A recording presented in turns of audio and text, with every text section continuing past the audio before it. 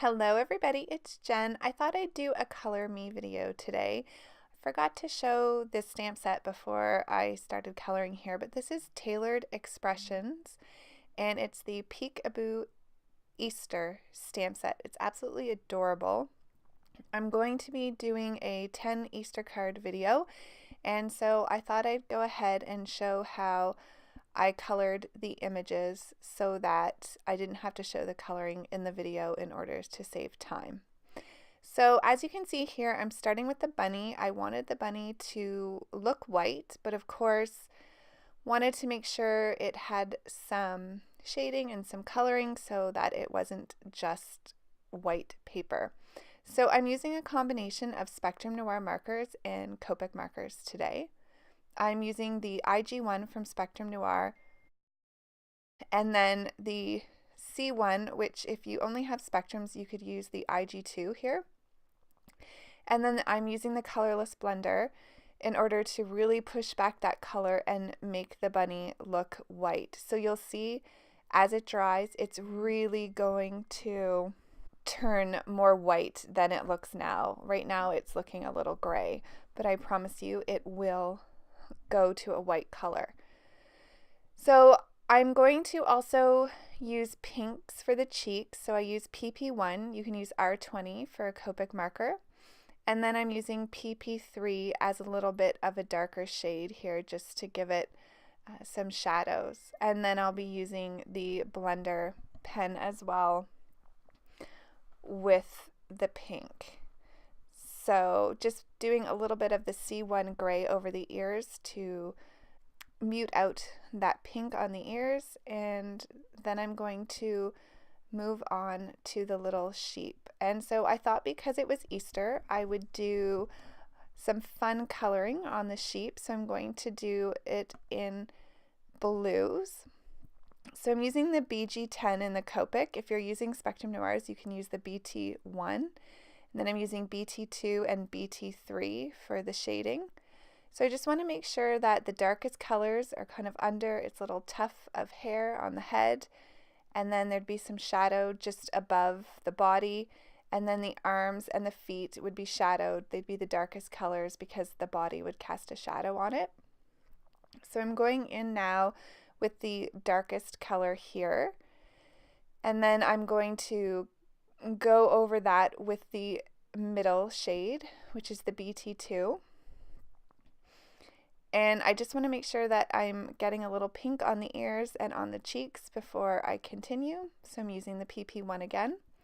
And then I'm going in with my lightest color, which is the BG10 in the Copic marker. And I just colored a little bit out of the lines there, so I'm just using my blender pen to make sure that that goes away.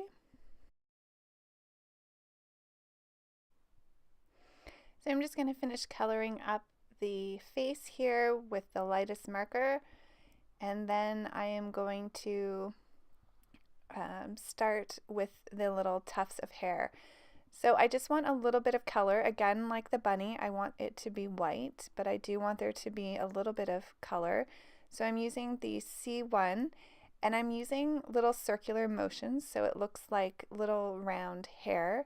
And then I'm using the blender pen or the blender marker to just bring that color back again, and I'll do some detailing to that once I have all the images colored.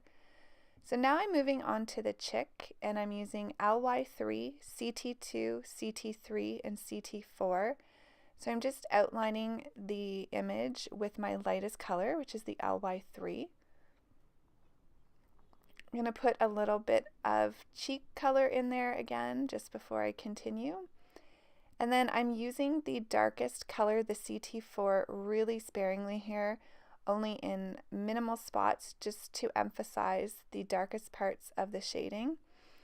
And then I'm going to move on to the CT3 and bring in a little bit darker of a shade. It's still lighter than the CT4, but just really starting to bring in that color. So the chick is going to have the most color out of all of the images. Once I get that done, I'm going to move down to the CT2 and just blend that out. And that's going to be the largest color. That's not the right way to put it, but it's going to take up the largest amount of space on the image. And then I'm going to use my lightest marker again, the LY3, just to do the inside of the face there.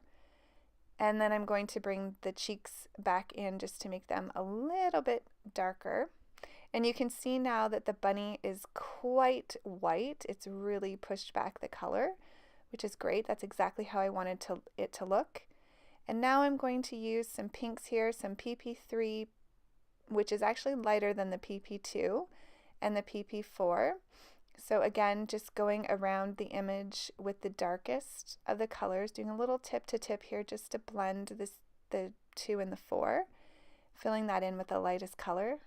Then I'm going to go in with the CR1 and the CR7 for the beak and her little feet.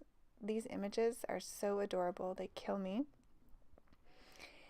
And then for the little belly of the chick, I'm doing a light coat of C1 just to make it look like a shadow.